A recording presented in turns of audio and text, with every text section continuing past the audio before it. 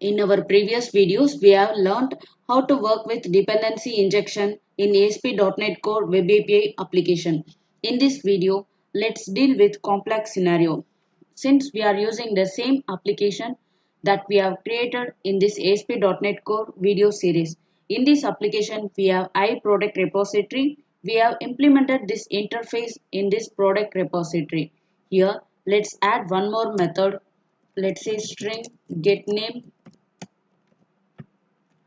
We have to implement this method in product repository. So here choose implement interface to add the new method. Inside this method, instead of this line, I will return some odd coded value. Let's say hello from product repository. That's it. Let's assume that we are dealing with complex project. In that project, there are possibility of we have to implement same interface in multiple classes. To understand this concept, let's add one more repository inside this repository folder. Name will be test repository.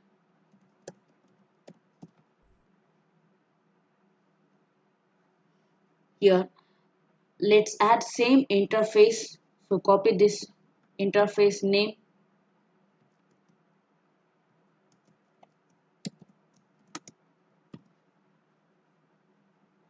Now let's implement all the methods from this interface.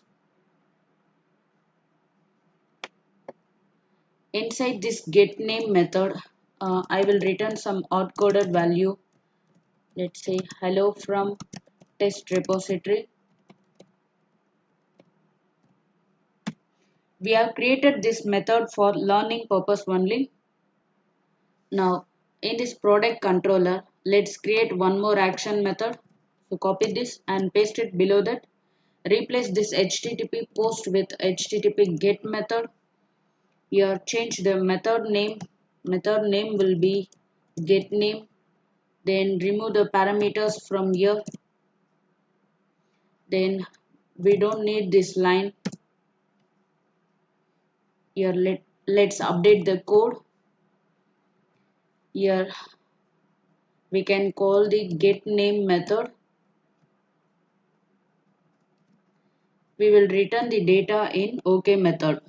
So far we have created two repository, product and test repository, and these repositories implemented this iProduct repository interface.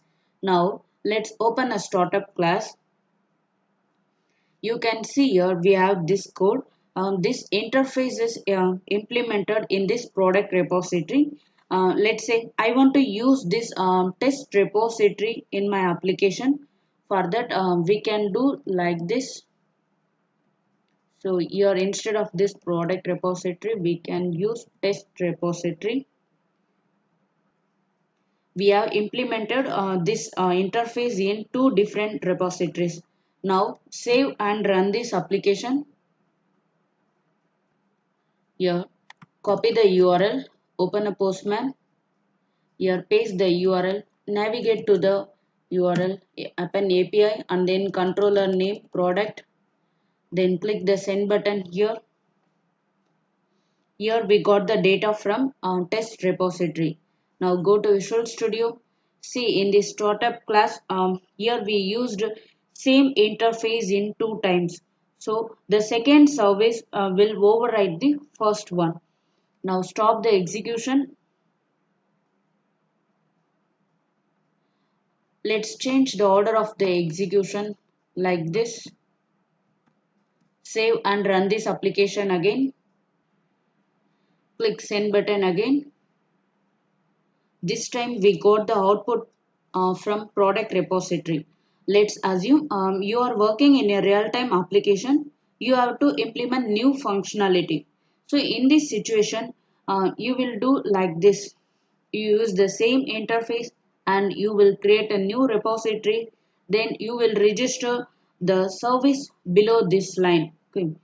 Your new functionality will work because you have registered that service in last of this configure service method. But the problem is first registration of the service will be lost.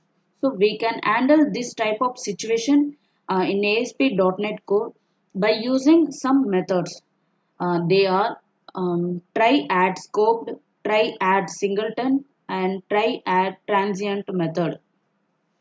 If you are registering the service by using these methods, addScoped, addTransient, and addSingleton method, then they will replace the service in the collection if it has already registered in the iService collection container.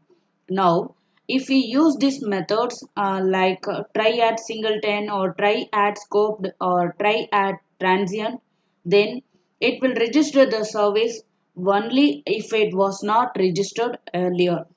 So in case service was already registered, then the try version will skip the registration for that service. Now replace this add transient with a try version, add the namespace.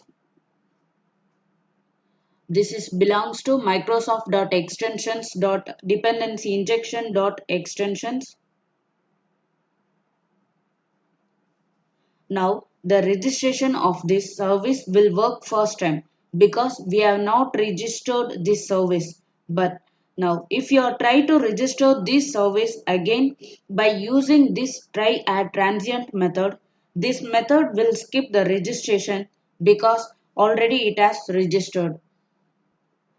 Don't get confused. This concept is very simple. If you are using this try add transient method, there is no registration of this service. The first time it will work.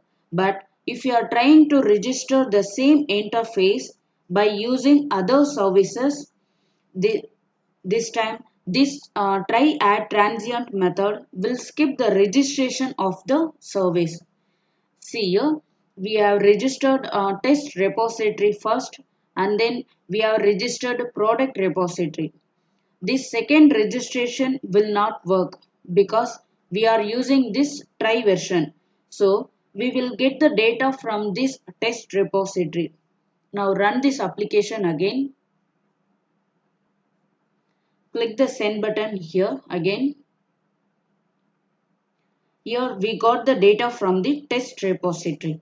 Try version is applicable for all three methods. We can use try add singleton, try add scoped or try add transient method.